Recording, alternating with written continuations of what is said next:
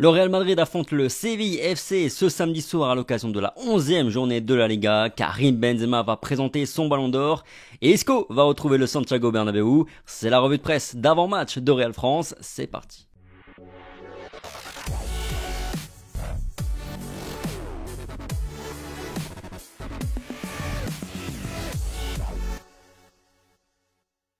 Bonjour à tous, j'espère que vous allez bien. On se retrouve aujourd'hui, jour de match, pour notre revue de presse quotidienne et on commence comme d'habitude par les unes des deux quotidiens madrilènes. Benzema invite à une fête, Karim offrira son ballon d'or aujourd'hui aux supporters, titre Marca.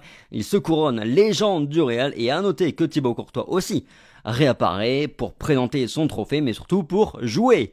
Du côté de As, soirée de retrouvailles, Courtois est de retour après avoir manqué 6 matchs et Isco revient au Santiago Bernabéu, un stade qui a été le sien durant 9 saisons. Le Bernabéu se vêtu d'or, titre aussi Marca, le Madridismo va recevoir les honneurs ce soir de Karim Benzema. Il offrira son ballon d'or aux fans du Real Madrid avant le match face à Séville. Il a souffert hier d'une petite gêne musculaire à l'entraînement a priori, mais il devrait bien être dans le 11 titulaire ce soir, à confirmer quand même. Par ailleurs, Isco est de retour dans son jardin, titre Marca toujours, le milieu espagnol revient dans le stade où il a joué pendant 9 saisons et avec qui il a remporté 19 titres. Isco, c'est 353 matchs avec le Real Madrid. Avec Séville, il joue 2 fois plus qu'avec Madrid au même moment de la saison dernière en comparaison.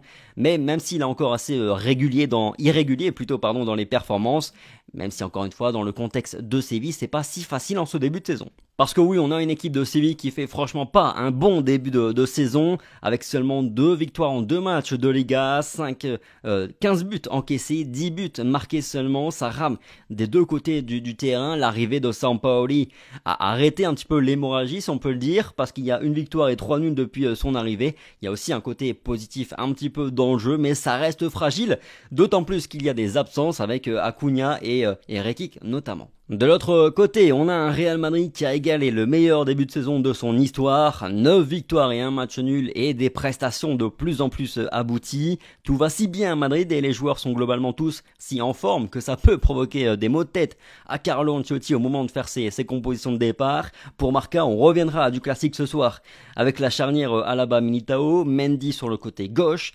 retour d'Aurélien Tchouaméni dans l'entrejeu avec les deux anciens Kroos-Modric, Vinicius Benzema et donc Valverde à droite selon Marca. Rodrigo serait donc le perdant de cette histoire. Chez As, on imagine la même chose, même si on suppose que ce sera entre Valverde et Rodrigo sur le côté droit. Pour ma part, j'ai franchement pas envie de sortir Rodrigo du 11 au vu de sa forme actuelle. Le Brésilien qui a lui aussi fait le grand saut, comme le dit le quotidien Marca, comme on l'espérait finalement cette saison. Et ça se traduit par d'excellentes statistiques. Il est le joueur de moins de 21 ans le plus efficace du monde. Il a participé à 22 buts en 2022. C'est plus que n'importe quel autre joueur, précise Marca.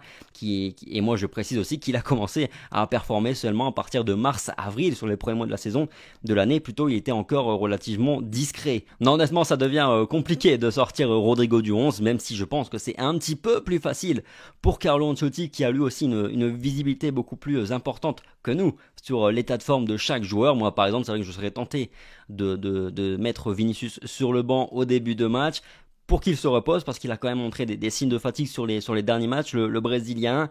Mais encore une fois, ça reste Séville en face avec des joueurs de qualité. Et puis on sait que Vinicius est capable de faire basculer n'importe quelle rencontre. Donc sur une rencontre comme celle-ci, Vinicius, c'est quand même mieux de l'avoir sur le terrain. Et puis je me dis aussi qu'il y a un match de Ligue des Champions qui arrive pour le Real Madrid. Non pas sans enjeu, mais la qualification est quand même déjà acquise. Il n'y a plus que la première place à valider. Donc les Vinicius, les Valverde se reposeront plutôt sur ce match-là. Mais bon, et ça vient juste de tomber au moment où je suis en train d'enregistrer cette vidéo. Karim Benzema est bien forfait pour cette rencontre.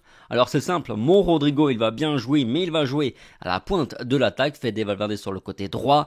Vinicius jouera bien sur le côté gauche. Je ne crois pas en un Marco Asensio ou un Eden Hazard pour cette rencontre. Au milieu de terrain, on va retrouver notre trio avec Aurélien Tchouaméni, alors que je m'attendais peut-être à ce que Toni Kroos soit ménagé, lui qui a enchaîné 3 ou 4 très grosses titularisations. Si jamais Benzema était disponible, il n'est pas disponible, donc Kroos sera bien titulaire, je pense. En défense, je pense qu'on aura aussi le retour de la charnière Militao David Alaba. Ferland Mendy sur le côté gauche, Rodiger et Nacho joueront plutôt en Ligue des Champions à mon avis. Bref, voilà pour la revue de presse d'avant-match de Real France. Merci à tous pour votre fidélité comme chaque jour, le petit like, le petit partage, le petit commentaire, ça fait toujours plaisir. Balancez-moi vos pronostics pour le match de ce soir face à Séville. Bon match et je vous dis à plus tard, à ce soir ou à demain matin pour le débrief. Allez, ciao.